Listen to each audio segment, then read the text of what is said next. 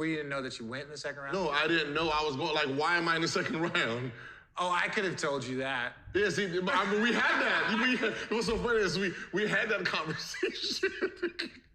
Like, yeah, I don't think you're gonna. I don't think you're gonna go where you think you're gonna go. So wait, what? You know something I don't know? Well, Gilbert didn't fully, maybe still doesn't understand that behavior can affect like elevation of performance. The way you present yourself. Yeah, and there was a couple of moments that he had in the pre-draft that if they did any sort of background check on him, they were like, and then all of a sudden, like they see him in the pre-draft, and they're like, Then when it came to should we draft him in the first round, they were like, Boston, no. I mean, listen, come on.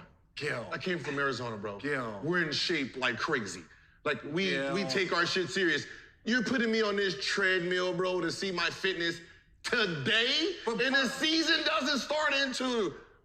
Yeah, but October? But Gil, okay, so that was the dumbest thing I've ever seen. You know the story, but for people that might not, Gilbert goes to the pre-draft camp, which is every kid that you're getting a draft to go. Some kids have to play to go up and down in the draft to see how they handle it. Some guys, like, I don't think you didn't have to play. Did you have to play? I got Stephen Hunter, number 15. Oh, yeah. I just run, baby. I didn't have to play. If you were projected anywhere near the lottery, you didn't have to play. But guys could go up and play and push themselves high and play really well. It happens all the time. So Gilbert, like they have all these tests. Gilbert is doing these tests in Chuck Taylor's and doing them more half-assed than you can ever imagine. We are on the precipice of our dreams, of the things that like 0.01% of people get to experience. And Gilbert is like, I'm not doing this treadmill chest. Y'all gonna mess up my Chuck Taylors. And you're sitting here like people are looking at me like I'm supposed to say something to them, like, yo, get your boy. And I'm like, oh, y'all are just meeting Gil. No, that's him, gonna be him forever. Yeah, but those Arizona teams back in the day, those were some really good teams. They were the preseason #1 team, I think like 3 years or something like that. They had Gilbert Arenas, Jason Gardner was the #1 point guard coming out of high school, Luke Walton, Richard Jefferson, Michael Wright. They had I think their whole starting five went to the NBA except for Gardner, I believe. But that was a real exciting team to watch. They was they was holding it down. They had a pretty good team. They're a very fun team to watch too. If you're new to the channel, welcome. If you're not, welcome back. What up though? This is Kevin Melson with Beyond Your Limits, and in this video here we got Gilbert Arenas and Richard Jefferson on Gilbert Arenas' podcast talking about how Gilbert Arenas presented himself at the pre-draft camp and how it was a big reason why he was drafted in the second round even though he was a first round talent. How you present yourself is extremely, extremely important. If you're somebody trying to play on the next level, if you're trying to get a college scholarship or get drafted in the NBA or wherever you're at, going to the next level, people are going to look how you present yourself. They're going to go and they're going to check out your Instagram page. They're going to see what you're posting on your Instagram. They're going to go and college coaches are going to talk to your teachers. They're going to look at your grades. They're going to see what type of person you are. So you want to be putting out positive images. You want to put out that you're not going to be a problem, because when college coaches come, they don't want to get a player where they're going to have to worry about if you can academically stay eligible, if you can get good enough grades in college to stay on the team, if you're going to be a headache off the court. They don't want to deal with those things. So the less negative things you have when you present yourself, the easier it'll be for you to get recruited. If you have good grades, if you don't have any crazy stuff on your Instagram and your teachers and everybody around the school speak highly of you, those are the people that coaches want. Because they know when you get on college campus, you're not going to be crazy. The college coach is not going to have to check on you all the time. The college coach is not going to have to worry to make sure that you're getting your grades right so you can play. The coach don't want to have to deal with those things. So when coaches come to recruit, they want to recruit people that's not going to be a hindrance to them, people that's not going to take their time on stuff that's not basketball related. You know, coaches just want to coach basketball and win games. They don't want to have to worry about you being able to pass a class. They don't want to have to worry about you getting in a domestic dispute. You know, they don't want to deal with those type of things. And so the way you present yourself, if you present yourself as a person that's not going to be one of those problems, then that's the more likely you are to get drafted. I mean, to get recruited and to get drafted as well.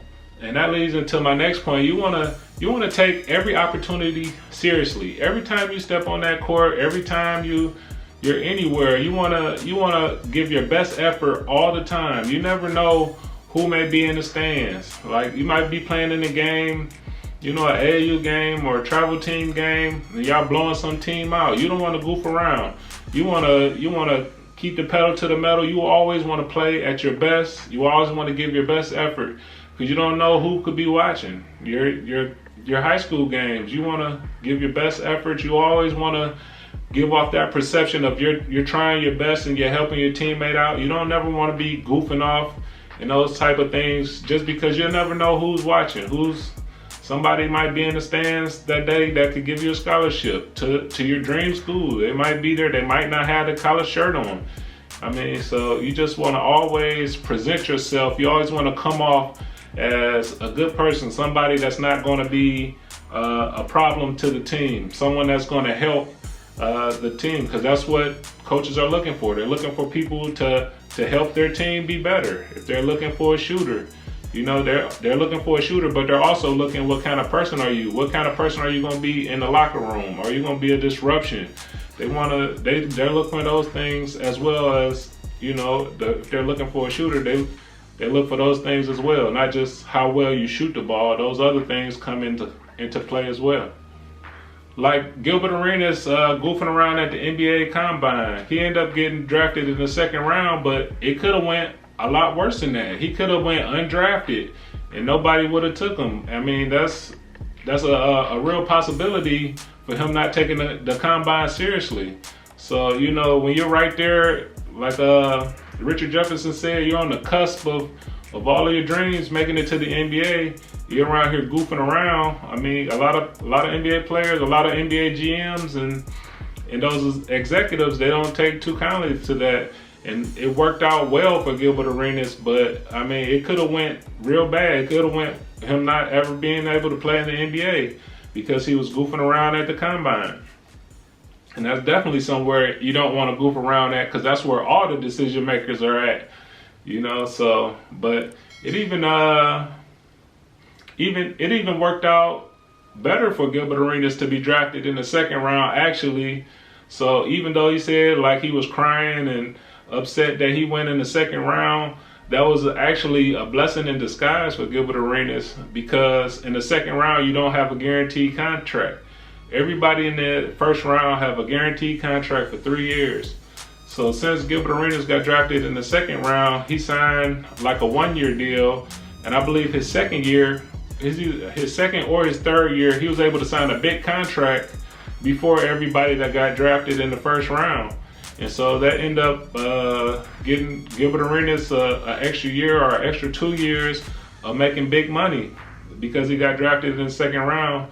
And even though at the time when he got drafted, you know, he was upset that he didn't get drafted in the first round, but he ended up making a lot more money than most of the players that were drafted ahead of him because of that. And even though at the time it looked bad, it ended up working out in his favor.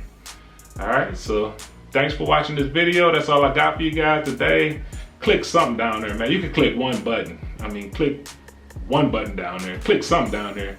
If it's the thumbs down, if you don't like this video, click it 2 times to show me how much you don't like it. All right, so I'll catch you guys in the next video, and I'm out.